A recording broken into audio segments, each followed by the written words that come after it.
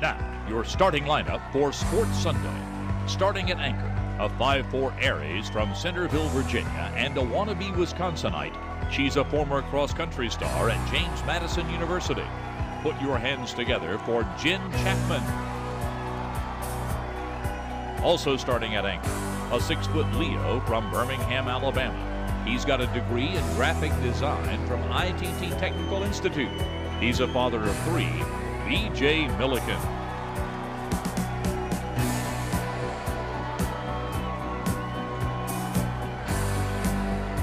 This is Sports Sunday.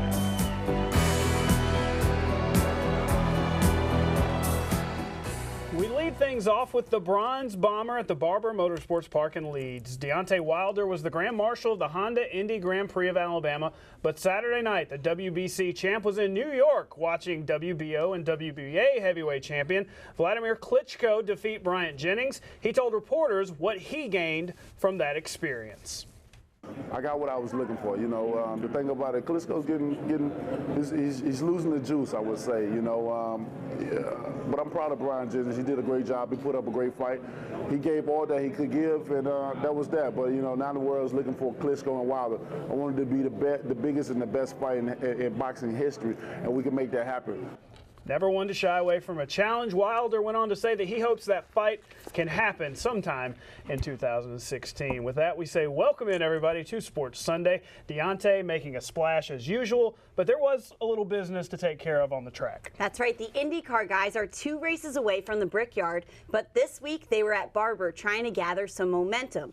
Elio Castroneves began the day out front, but he would end up finishing 15th. The day belonged to the youngster Joseph Newgarden. The Nashville native held off a strong late push from the veteran Scott Dixon to take the checkered flag. It's the 24-year-old's first victory on the IndyCar series. He led most of the race, and afterwards he talked about those stressful final laps. Man, I was so ready for this race to be done. You know, leading that many laps, you get a little nervous, but I was trying to just make it a Sunday drive, you know, start working on my fuel mileage, just click the laps off like you're rolling down the road, and that's really what we did. We had great fuel mileage from the Chevy, you know, we had really good pace on the Firestones, just had everything we needed to stay calm and cool, and I was just, you know, 5 laps to go, I was just happy to get it over with, so I was trying to click those last couple laps off and just get it done with. So just how many laps did Newgarden lead? Try 46 of 90.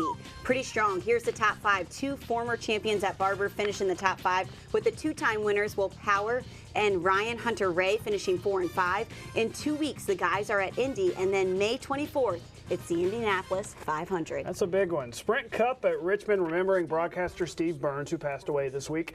With 41 laps to go, though, it was Tony Stewart who's going to get into Dale Earnhardt Jr.'s car. That causes smoke to spin out a little bit. And as you may expect, smoke blows his top.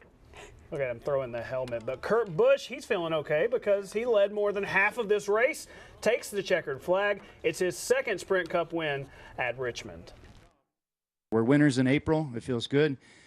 Plenty of time to do fun things to build the team up, get stronger, learn from all these races coming up, and continue to go forward. Like Gene Haas said, 1 win's great. I want 4 or 5 more. The guys are at Talladega next weekend. The Alabama baseball team they weren't looking for 4 or 5 wins like Kurt Busch was talking about. They would just take 1 today. That's right. They were closing out the series against Ole Miss, trying to avoid a 3-game sweep in Oxford. So how's this for the first pitch of the game? Chandler Avant beamed. Give him the first base.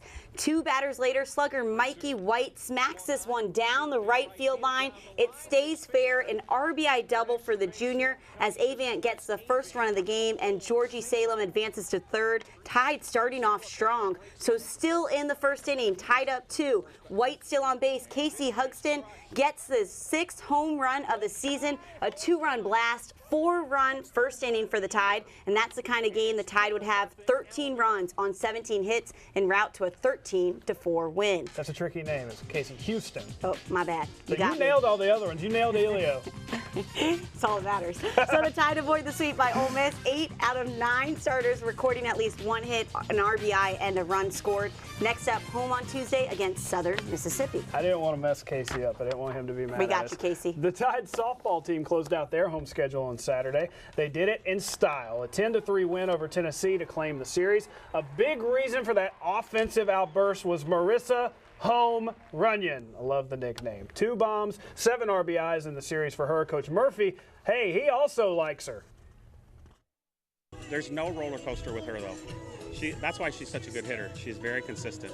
And you wouldn't know if she was 4 for 4 or 0 for 4 with 4 strikeouts. You don't see it on her face. You don't see it in her body language. That's why I love her so much. She's just very, very consistent and doesn't let anything rattle her. Yeah, I guess I'm just seeing the ball big, looking for a good pitch to hit. And I know first game we played against them, I didn't have a great day at the plate, so I wanted to respond and respect them and hit the ball well. And that she did. So Alabama's going to be off until Friday when they travel to Arkansas for the final regular season series. That's against the Razorbacks. Then the SEC tournament starts May 6th in Baton Rouge. Still much more to come on Sports Sunday, including a catch you cannot miss. And when we come back, something else you can't miss. I got to go 2-on-1 with a couple of legendary football coaches. You may have heard of them. They both have statues right outside our office. Nick Saban and Gene Stallings. The entire interview is coming up after the break. We should go interview the statues. They'll be talkative. Hey, we're back on Sports Sunday. Nick Saban will team up with Saints running back Mark Ingram for the 2nd year in a row in the Chick-fil-A Challenge in Atlanta tomorrow. The charity tournament is in its 9th year. The winner receives $125,000 for their school scholarship fund. Come on, boys. 13 schools from around the country are taking part. Saban and Ingram will play with Urban Meyer and Jeff Logan from Ohio State. So tournament play concludes on Tuesday. Certainly an interesting pairing for Coach Saban. Ohio State. It is a very interesting pairing. I would love to be able to hear some of the chatter. Those two are friends. Remember, they both said that before. Oh, yeah, they're though. buddies. They're buddies. Friends. They're not competitive at all either. Another interesting pairing was out at the Rise Golf Tournament this week. Coach Saban, Coach Stallings, and, of course, Jen Chapman. It's this week's edition of 101, 2-on-1 tonight with Jen. Coach Saban, a great tournament out here today.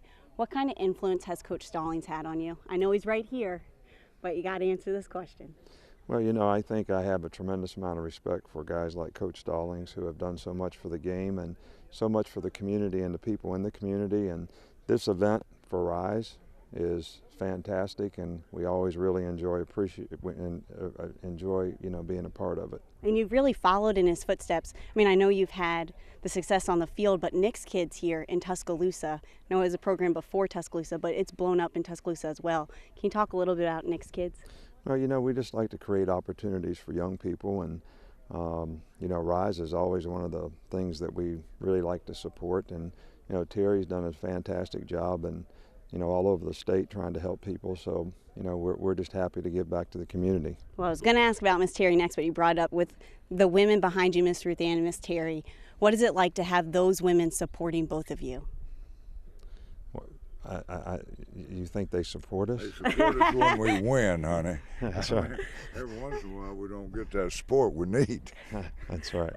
Well, you know, I support Miss Terry, because she's been a great partner and she's been very, very helpful here in our success here. But I think we have a great team here, and a lot of people contribute to it, but she's done a lot of things for a lot of people here. And Coach Stallings, what is it like to see Coach Saban come in, do similar things that you did, but also in the community? Well, it's a pure joy for me. I mean, you know, he's in great demand. He could be a jillion places today, but he's here helping out, and I just really appreciate him, and I appreciate what he's done in the fall. So what a great job his teams do. They're extremely well coached, and they play for the national championship every year. Not many people do that. And do you have any advice for him before we take off? Yeah, just keep doing what he's been doing. I mean, you know, we appreciate it. We want him in that championship game in the SEC, and then we want him in the national championship game. So far, he's been able to do that. Great. Well, thank you so much for your time. We really appreciate it. Thank you. Thank you. Those guys were a lot of fun. You have some comments. I do have comments. I was just going to ask you, you know, Coach Saban, he always likes to downplay his golf game, but from what I saw, he was actually pretty good. And maybe that was just the rest of the group he was shooting with. A bunch of amateurs rolling through but there. I thought he did pretty well, way better than I could. So there you go. I've swung a golf club like 3 times in my life. When we come back, no more golf, but we will show you our favorite things for this week. You're going to want to see it. It's a great story. Stay with us. You know, sometimes you have to go the extra mile, but you don't need to tell that to Alex Gordon of the Kansas City Royals. Watch what he does. He's going to go into the stands. Ouch! Catching the foul ball, barreling over that White Sox fan in the process. That's what he gets for being a White Sox fan. What a catch! Ooh. Gordon was okay. The White Sox fan is still a White Sox fan, so maybe he's not okay, or at least is not okay. Shots fired. All right, tell us how you really feel. Go Cubs, go. That's how I really feel. As always on Sunday night, we do like to leave you with something positive to close the week. We call it Our Favorite Things. And this Tuesday, I had the chance to share Alabama softball fan Beth Anderson's favorite thing with our viewers. Give it the heat, give it the heat, get ready here. Oh, yeah. For some, today was just another Tuesday. For Beth Anderson, today was a dream come true. Beth has a rare neurogenetic disorder called Angelman syndrome. And since the age of 3, Beth has been a Special Olympics athlete competing in the softball toss. This past fall, the 36-year-old was diagnosed with an inoperable brain tumor, and the idea came for a bucket list. Making the top of that list for this lifelong Alabama fan, to throw out the first pitch at an Alabama softball game. Someone messaged me today and said, this is what she's worked for 33 years, and you, as a fan and as a competitor, and I thought, you know, that really sort of sums it up. Tonight, Beth was a celebrity. First, warming up with the team. Receiving an autographed poster. Taking pictures. And then, with all eyes at Rhodes Stadium on Beth, she drew the crowd to their feet.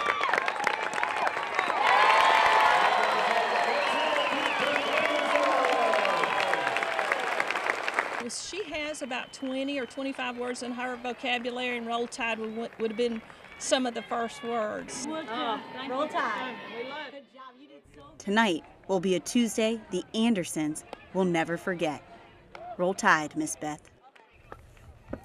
Excellent job on that story. I like teared up before I even got to interview her mom and talk to them. Just watching how happy she was meeting the players was one of the coolest things I've ever seen. Excellent and job. That's what and sports really, are about. Yeah, put stuff in perspective. Definitely. It does, yeah. Before we go, we do want to say the Casey Hugston line. We do have a good use for that name. So we're giving him a hug because he scored a home run. So that's why I said Hugston, right? Exactly. There you go. Exactly. Got a reason for everything. Good night, everybody. Have a good week.